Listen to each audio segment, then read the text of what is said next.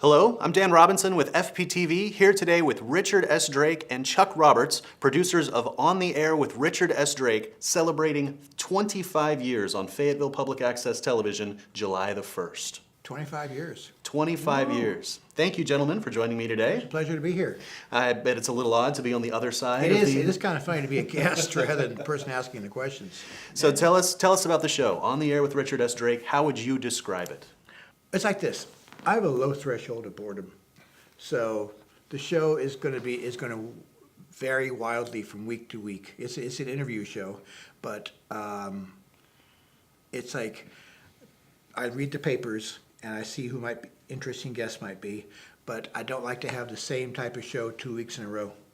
In fact, we don't even have guests that look the same 2 weeks in a row.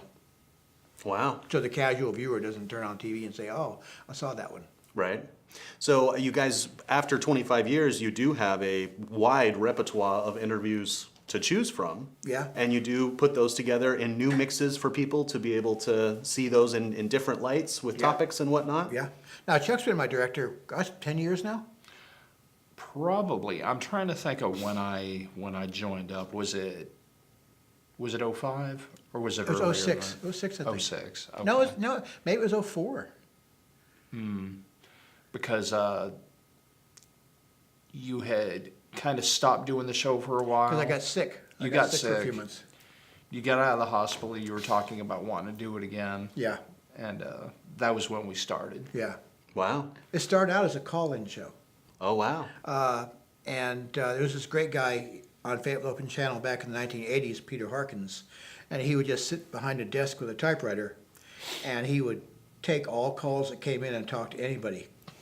And when I was covering, I was a reporter for an alternative newspaper called The Grapevine, and I was covering the Quorum Court meeting, and the camera person from Fayetteville Open Channel was there, who was covering the Quorum Court meetings, and I said, why don't y'all have a call-in show anymore? And he said, you want to do one? It's like, that's how life works. So in the 80s, you're saying it was Fayetteville Open Channel? it started in 1980. Public Access started on April 1st, 1980, as Fayetteville Open Channel. And Okay. it was Fayetteville Open Channel until the Access War back in the early 90s. Okay. And that's actually a documentary. We did a documentary about the Access War. But until the Access War in the early 90s, and it split off. And then that was like pretty exciting. 8 board members walked out on live TV. Wow. I'll tell you that story. But and that became Access for Fayetteville, which is a kind of an unwieldy name. Yeah. And then it became Access for Fayetteville, changed its name to Community Access Television. Okay. And then, Now we're at Fayetteville Public Access Television. but the two names people still call it. They either call it Open Channel or they call it Community Access TV, or CAT, yeah. Nobody's ever going to call it Fayetteville Public Access Television. I don't know who saddled us with that moniker, but Plenty of characters in that Yeah, name. yeah. So we're looking to the future as FPTV. Yes. So much few letters Yeah. in that one. So 25 years ago was 1991, Right. if my math is correct. Yes. So tell us what it was like in 1991 producing a show. well, the first show, and it was live because we were doing call-ins. We had, because they were doing short takes, I think they were calling take fives at the time, and they would do those right up until 15 minutes before we'd go on the air. And so we had 15 minutes to build the set. And the flats were pretty heavy. I mean, each flat weighed close to 100 pounds. And so we had like 4 flats behind us, and we had to set the couch up and do the sound checks all within 15 minutes. Wow. And it was hot. And the first show, we didn't have one of those little speaker boxes from Radio Shack, so it was kind of like an episode of Ghost Whisperer. So the person would call, and I would talk to them, then I would relay the call, I would relay the question to the guest. Wow. That's a show that's never going to be played again. Well, I don't know. I think we need to bring that back. That sounds exciting. I still have it. I mean, I still have it, but it's and it's one of those old shows where I still had hair, before I started shaving my head, and I had this god awful hair. But it's an interesting show. It's interesting, and we used to actually take a break halfway through, and we used to go to the Fayetteville Open Channel Library and get a short 5 or 10 minute piece and put it in the middle of the show. That gives everybody a chance to go to the bathroom and then come back to the set. Nice. But it was hot.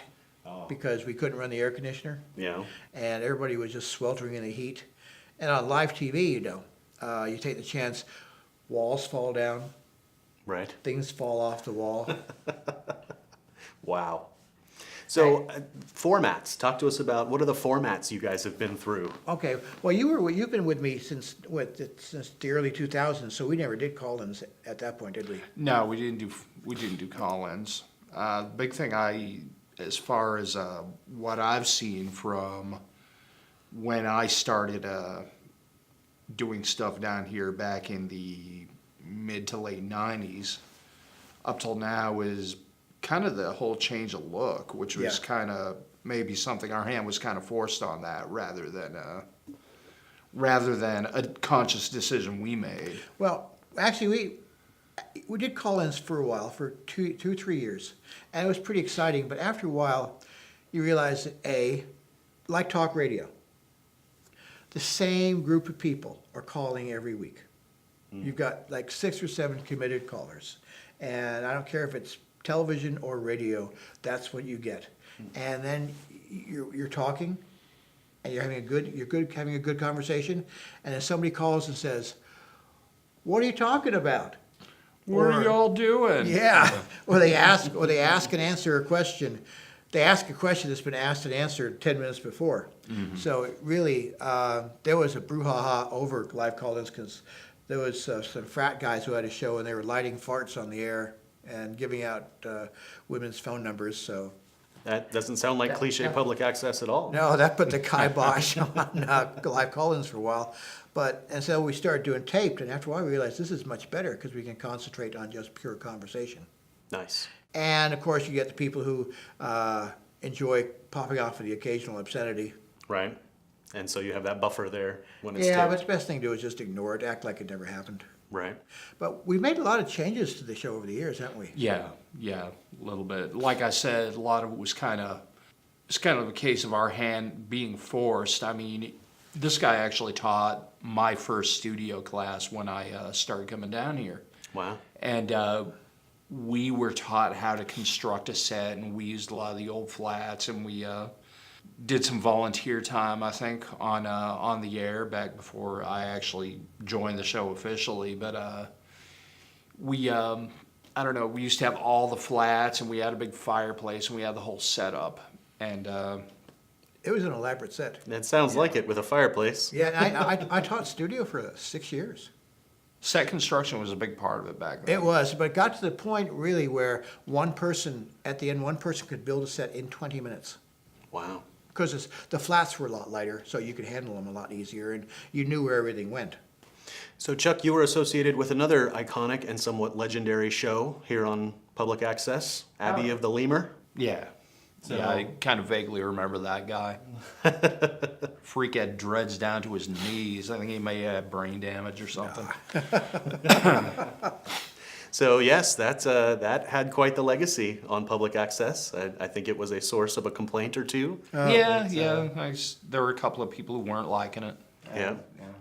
Manufactured Can't please complaints. everybody. Well, that's edgy television, right? Yeah, it was different. It was all political. They were manufactured complaints. Wow. Yeah. Like a friend of the mayor's would call.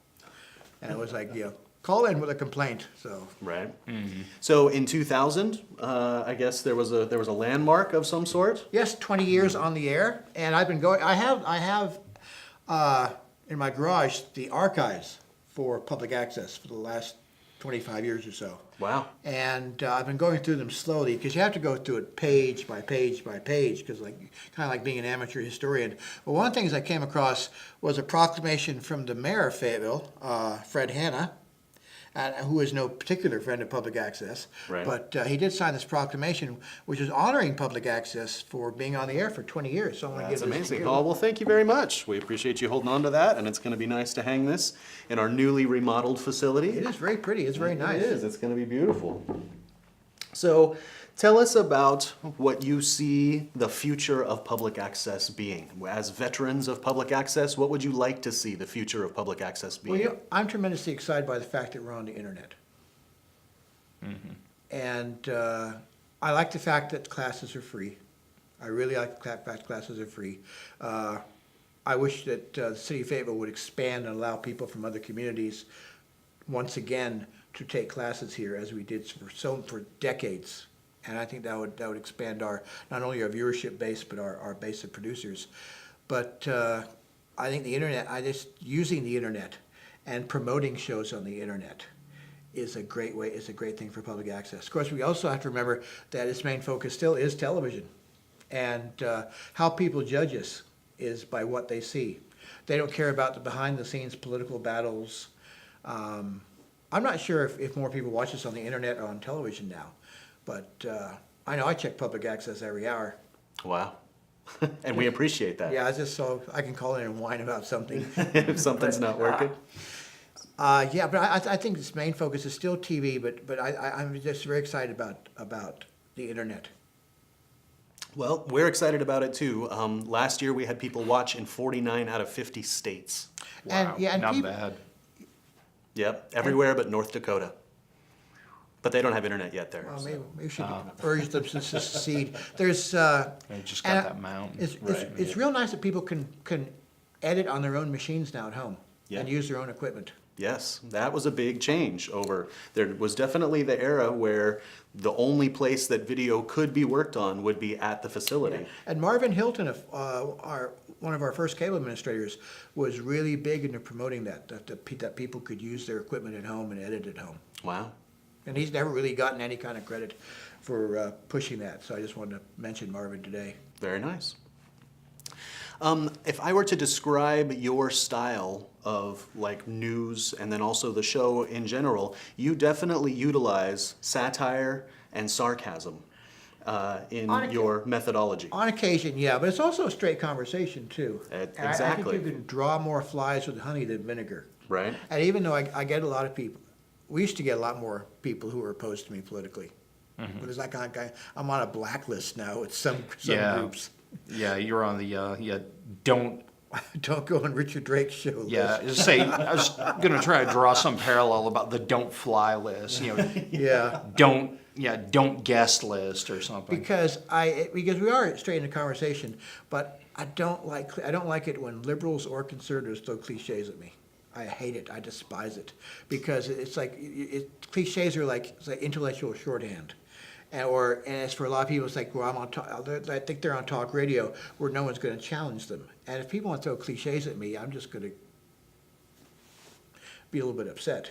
Well, there you go. And But- so there is a movement now saying that people should label satire. They're saying on the internet, if you're going to post something as news, that if it's going to be satirical news, that you have to call it that so that you don't accidentally confuse people. Oh boy. Our only hope for a Here we go. species, our only hope for a species is that people who promote such a view are sterile. Because I've been writing humor since I was in high school, right? I mean, I've been a straight journalist. I've been writing humor, but honestly, if you can't, there are people who actually get angry if they see a piece of humor and can't tell and have to be told it's humor. And there are people you see on Facebook where people will find a humor site and they'll find something like something supposedly Sarah Palin said, and it's so ridiculous that no, even someone who despises Sarah Palin could tell, no, she didn't say this. But there are people who post it and go, look, she's so stupid. And go, no, please don't do that. You're making liberals look stupid when you do that. This fight's gone back to Jonathan Swift Yeah. with his proposal to solve the Irish problem, which was to eat Irish babies. The famine problem in Ireland was to eat Irish babies. And the people who didn't get the satire were just so enraged. They were infuriated. The best piece of satire I ever saw was in the military newspaper Stars and Stripes. And I think I may have told you this story the other day. When you're in the military, when you grow up in the military, at the movie theater, they always play the national anthem. And out of respect, you stand. And there are people who didn't, this was the 70s, so there are people who said, I'm not going to stand for the national anthem. And this was creating just a mini controversy where one didn't need to exist. So some second lieutenant wrote a letter to Stars and Stripes and said, we should have the MPs with their truncheons at the door, and when people don't stand for the national anthem, they should beat them into submission. And people went crazy over that. They went berserk, you know. And no, if people don't understand humor, if people don't understand satire, it's on them. It's not the fault of the people doing humor or satire. I agree. There's not enough humor in the world. Yeah, I agree about that too. I just want to tell the viewers that it's very easy to get involved, and it's people think, oh, I can't manage television, but if you could manage a computer keyboard, you can learn television. If you Absolutely. can handle your video camera at home, you can handle public access television. That's right. And the goal is that you use this resource to make your voice heard and get your message out, whatever that might be. And because we are, just if I can just say this before we go, Please. the Northwest Arkansas Mall used to have quilts on the wall from various groups. And I was just walking through the mall one day and I saw this one quilt and one patch was dedicated to public access television. And we knew nothing about this at the station, but it was really interesting because it's like what we are like a giant community quilt. And we show the diversity of the community. And we show things to people who may not otherwise know they're there. So we show all facets of Fayetteville life because everyone in Fayetteville is welcome to come down here. And so people learn a lot about their own community just by watching public access. Absolutely.